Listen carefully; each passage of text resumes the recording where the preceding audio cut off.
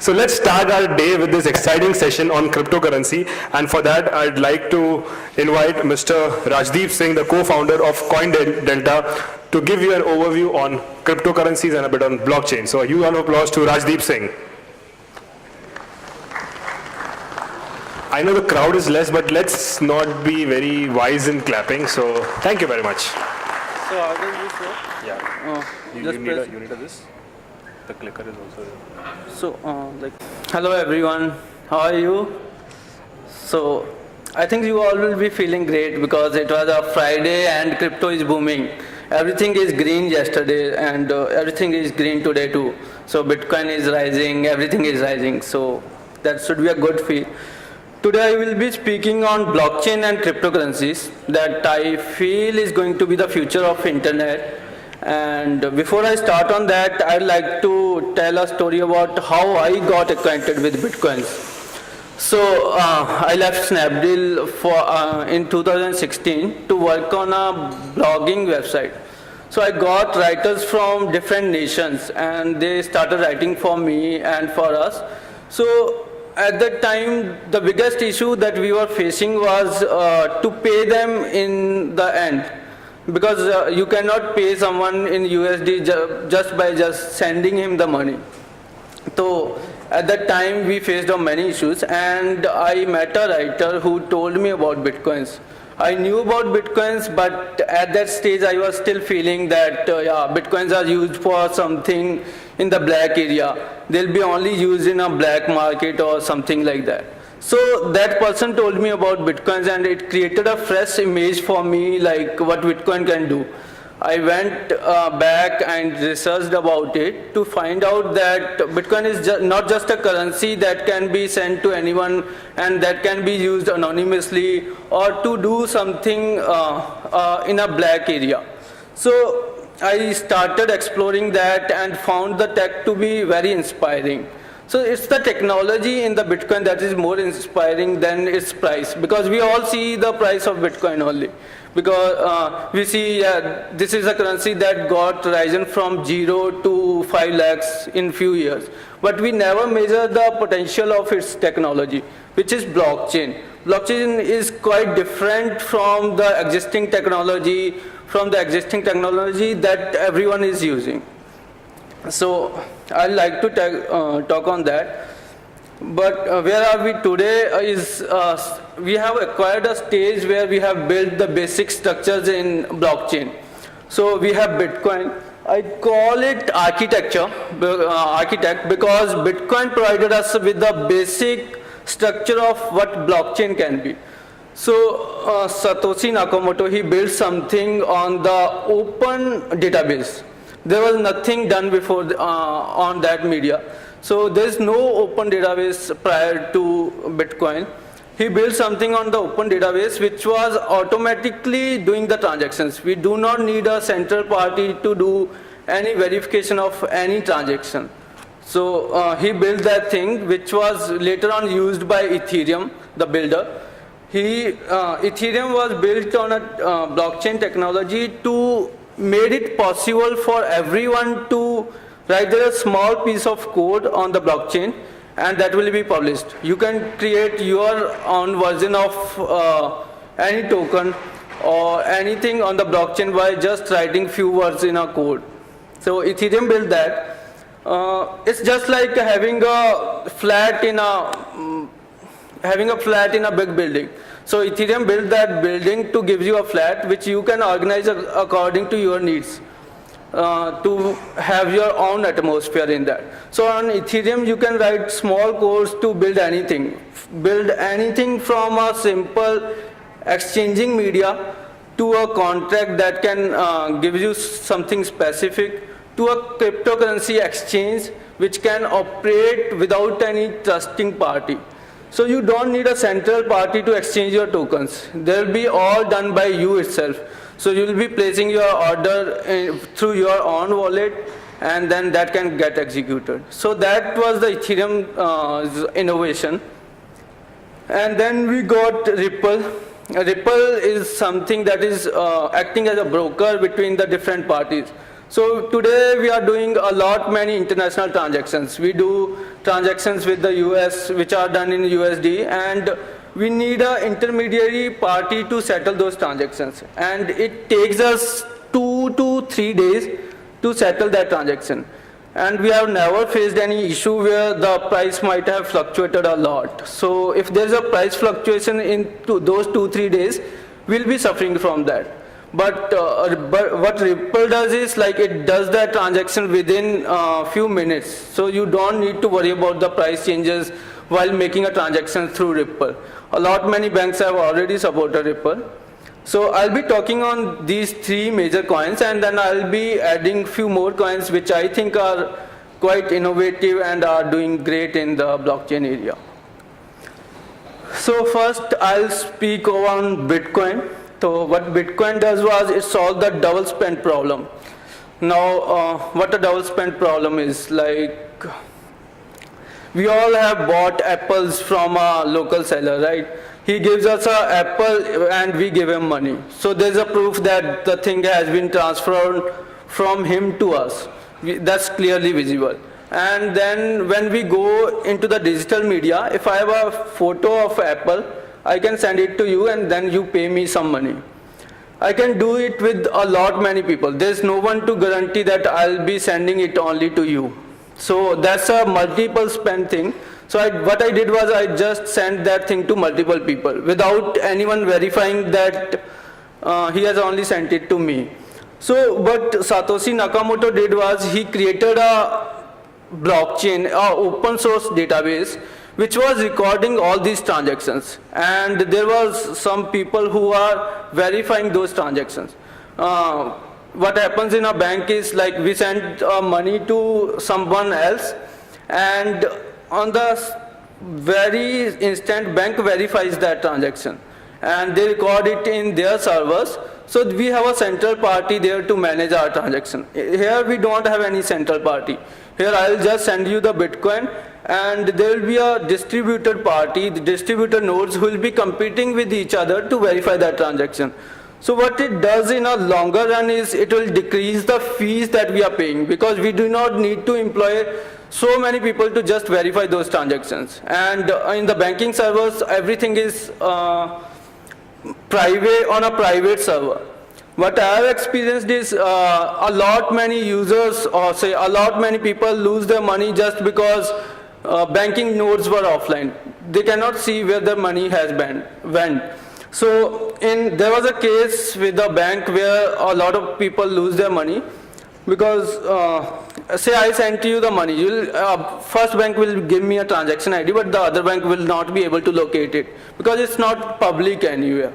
So those things can happen. So this open and public database is very helpful. I can know whether my transaction has gone through or not. So I can track that by my own. I don't need bank to play a role between that.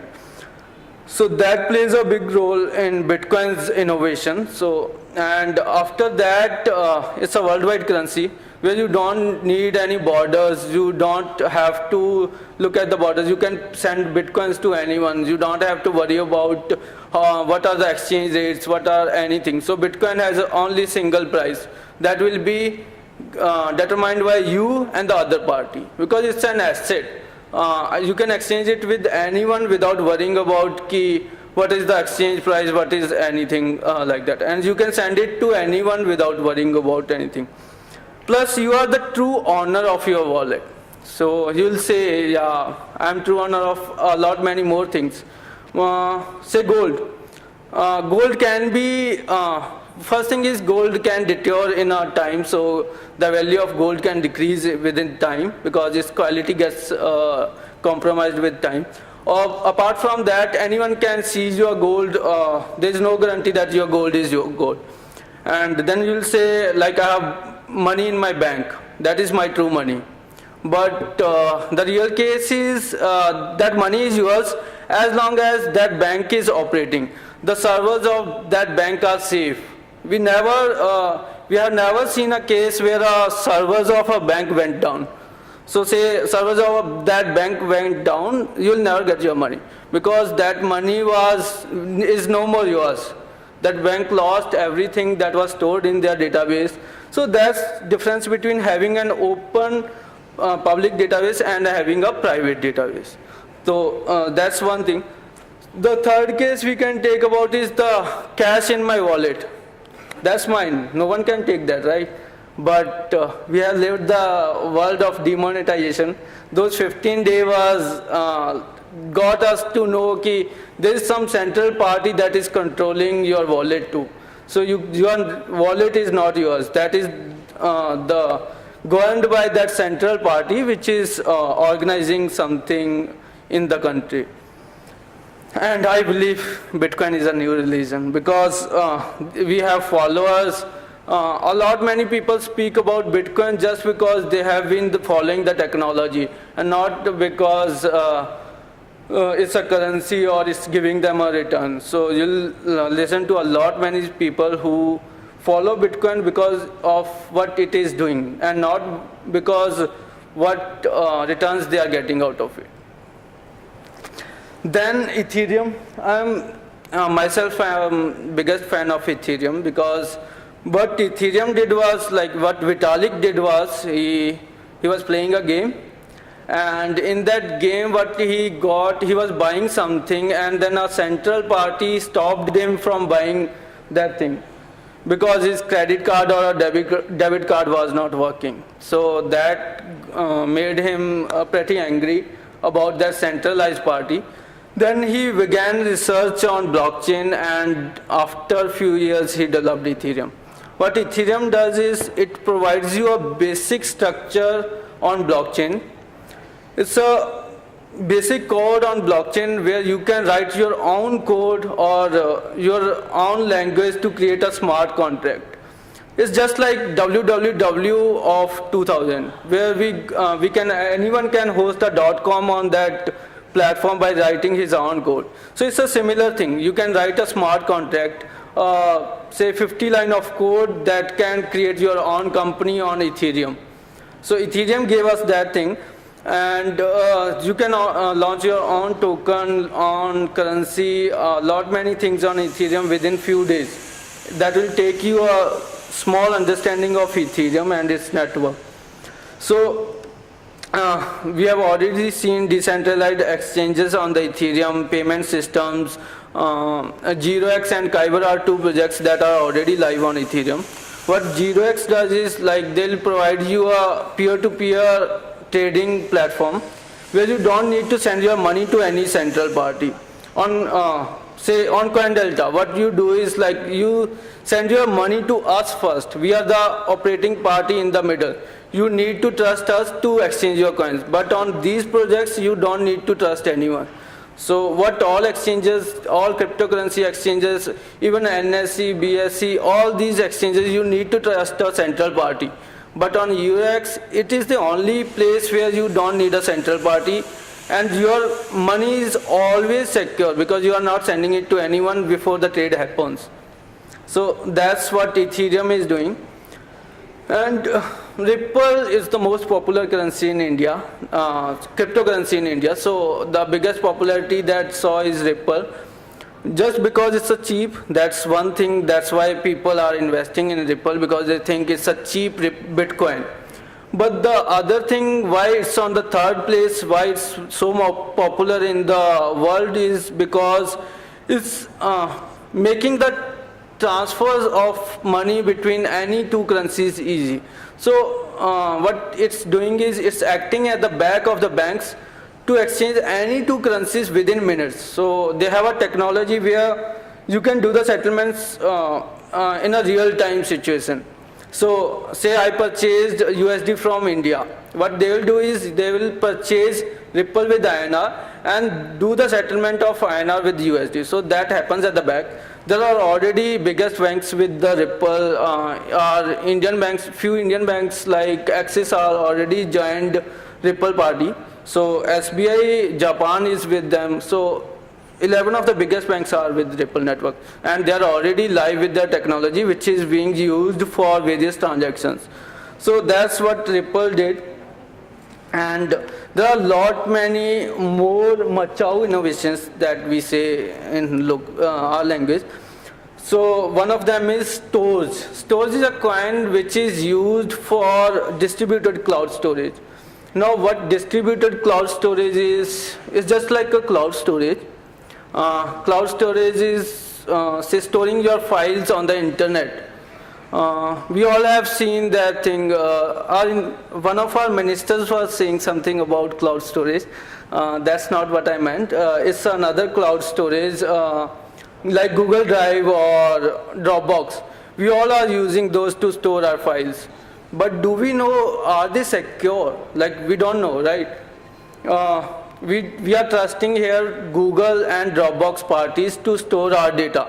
We don't know what they are doing at the back with our data. We recently noticed the case of Facebook where they were sharing our data with a lot many parties. So in the end, in all these central parties, in all these central servers, we need to trust someone. But why trust someone when you have a trustless system with you? Storage is building, has built something where you use the storage of local people. Say I have a 50 GB left in my computer that I am not using. I can rent that out to anyone, and people can use those 50 GB to store their data. And here the difference between this storage and cloud storage is, in cloud storage my file goes to one server where anyone can track it, anyone can have access of it, and that can be used by that party for his self benefit or the benefit of many other people. But in distributed storage, in the stored storage, what they do is they'll split your files in a say 1,000 many pieces, and all the pieces will be stored in an encrypted form on different PCs all over the world. So you are increasing your security. Your files can never be lost because those are stored on all the computers over the internet. So everyone who is using the storage, they are storing your files there. So your data cannot be lost in that manner. So you are getting a secure storage at a lesser prices because local people are renting it to you, and a better security for your files. So that's what storage has done. And then we have Golem. What Golem is doing is they are generating supercomputer. We all have been hearing a lot about supercomputers since our childhood. There will be a computer that can solve any problem, but no one has built that so far. For us, even a MacBook was supercomputer at a time because it was operating so fastly. Like people can swipe from right to left within few minutes. So that was a supercomputer for us.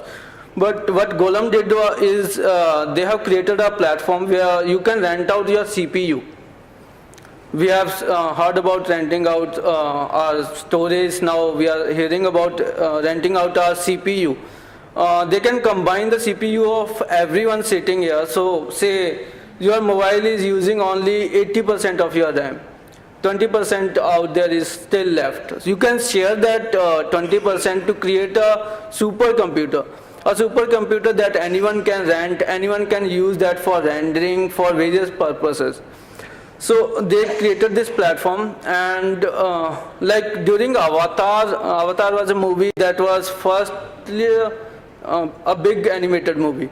So during the rendering of that, it took them 30 days to render that movie, and it was a very complex process. So because there were no supercomputers, they have to create a big lab to have those servers. But here what we can do is, like, I can simply rent out the computer from all over the world to create a supercomputer at my local place, and they will be doing the rendering for me. So they have launched their testnet where they are doing the rendering, and I hope they will be building something bigger with that, which can be used for a lot many applications. A lot many innovations need some strong computing power. There are a lot many projects that are pending because we do not have supercomputers to compute those things. So Golem will achieve that. Then CryptoKitties is one more thing that was funny that happened in blockchain. So what CryptoKitty does is it created a game where you can buy your kitty, your cat on the internet. So it's a unique cat that you can buy, and then you can breed those cats between people and create more cats. So that was just a game that actually captured the interest of so many people that Ethereum got hanged during that session. So CryptoKitty was most played game at a moment. So it's just a different utility and an innovative way of showing that blockchain is not just for money, not just for currency. It is much more than that. It can create games, it can create storage, it can create supercomputers, so a lot many things. So then a Spank Chain project that has been launched recently, what they are doing is today what happens is like a lot many people are accessing adult content on various websites. What happens there is like you'll have to share your credit card details, or some other performer on the other side might face issues with their payments. So those have been things have been happening, and a lot of cut is taken by the middle parties, because what happens is it's a gray area obviously, and so middle parties always take a lot more cut than the actual cut that they should take. So what they are doing is they are doing it in a blockchain way, where the other party will get the every benefit of what they have done. And then there's a Augur platform. What they do is they have created a place for prediction market.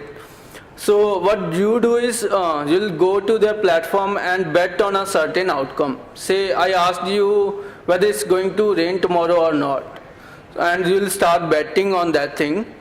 In the return, if your say is true, if you said yes and it rained, you will get a particular return out of that. So these things can be used to predict an outcome of bigger events. Say tomorrow there's an election in India, and we launched such campaign all over the India where people are betting with their real money to say who will be the winner of that election. People will be betting on where they are sending their votes. So with that we can actually predict in advance whether something is going to happen or not, where a lot many people are involved. So that's one more platform that is interesting. So these platforms have been already built and they are already live, so we can use them in our daily purposes. Apart from those, there are a lot many that are still fighting to launch their first net, to launch their first product on the internet. One of them is Yelika. What Yelika is, so I'm a big fan of them as well. So they have a team from NUS, National University of Singapore. So professors of NUS left NUS to create something like Yelika. What they do is, today there's a, so I would say major issue with the blockchain, that is the speed of the transactions. So Bitcoin can do 4 or 5 transactions per minute. Ethereum can do 10-20 transactions per second. I told wrong for Bitcoin as well. It's 4 or 5 transactions per second, and for Ethereum it's 10-20 transactions per second. The speed that we are looking for is something like 4,000 transactions per second. That's what should be there to make a blockchain a big thing. But that hasn't been achieved by anyone. Ethereum is trying to achieve that by using sharding, but that will involve a certain level of risk involved with the securities of the blockchain. So rather than taking sharding into picture, Yelika also took the similar thing but in a different manner. So they solved a problem called Byzantine problem. Byzantine problem was biggest problem of few centuries, which was never solved by anyone. So they solved this problem and got it done. So they are doing a lot many transactions per second now. Then there's a on-chain currency which is doing cross-chain transactions. So a lot of blockchains are getting developed. What we need is a currency that can do the cross-chain transactions. So then we have IOTA. IOTA is something that has a zero fee for every transaction. And then Kyber and 0x that are built on Ethereum.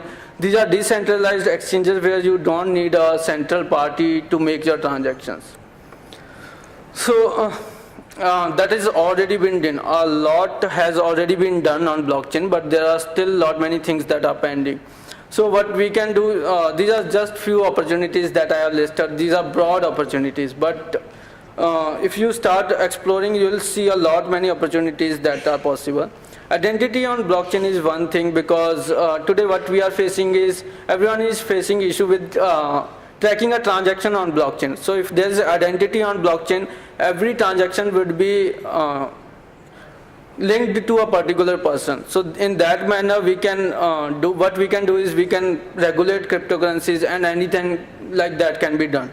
E-governance, independent organizations, and structured economies. For a structured economy, you need to track every movement of the money. So on blockchain, that can be made public and accessed by anyone. What I think is the biggest question always I feel is where to invest. Many people speak about cryptocurrencies, and the final question is, where should I invest?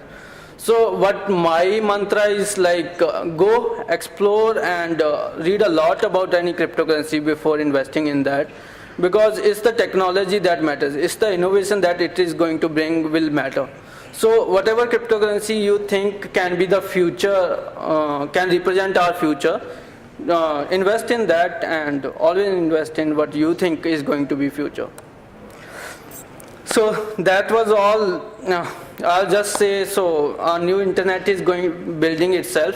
So we have a new internet that is coming into picture, and we are happy to be a part of it. We can be a part of it, or can see it from the out, what our old generations did. They are exploring Facebook today, when Facebook is doing something with our data. And we shouldn't be the one who should be waiting for so long for blockchain to do so many things, and we are not a part of it. So rather than just waiting for blockchain to build a new internet, we should be a part of it. So that's all. Thank you.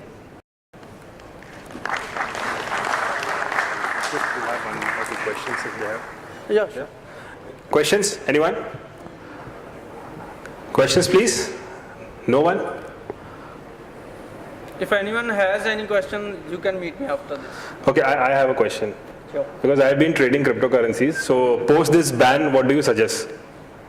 Sure. So actually, this is not a ban on cryptocurrencies, first of all. So what RBI has done is, they have taken precautions against, because they don't know what blockchain can do, and they haven't explored it properly. So they are just taking the precautions on their side to prevent overuse of cryptocurrencies before they know anything about cryptocurrencies. So they have just asked the banks to remove the support from cryptocurrency exchanges. But that shouldn't be the end of cryptocurrencies.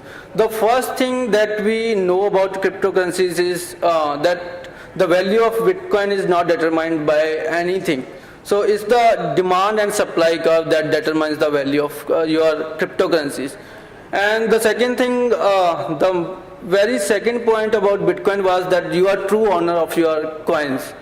So even if the banks remove support, you will be having your Bitcoins that you can sell to anyone. Even our minister told after their statement, RBI statement, that you can buy it in cash. That I think is not going to be a good idea, because that will create an environment where cryptocurrencies are used in an illegal manner. So still there are regulations. I think anyone can bet that they have their cryptocurrencies, and then they can use it for anything, because there is no regulating media in India. It's still a gray area. You can use those and can happily invest in cryptocurrencies till there's any announcement from government.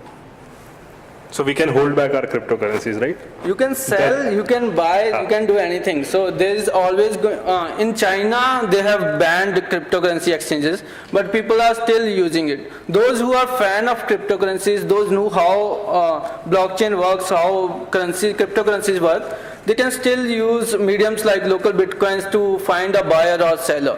So the first use of Bitcoin was not on any exchange.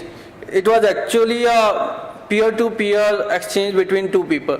So Bitcoin is not built to be traded. It's something that can be used for any transaction. So if you have to do any transaction between your friend, you can create a network between your friends and start using Bitcoins. So it's just a payment system that you can use. Great. Thank you very much. That was very interesting. So I'll hold back my currencies now. Thank you. Acha, I request Mr. Nayan to please felicitate our speaker, Mr. Rajdeep Singh. A round of applause, please. It's a great honor to talk on cryptocurrencies in Bombay Stock Exchange.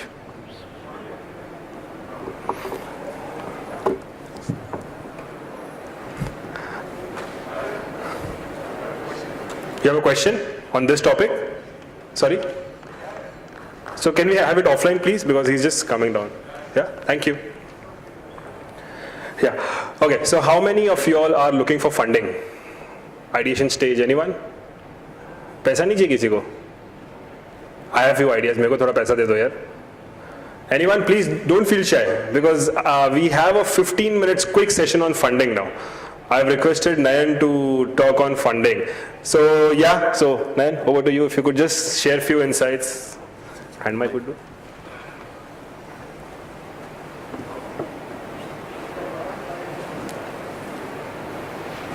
Check.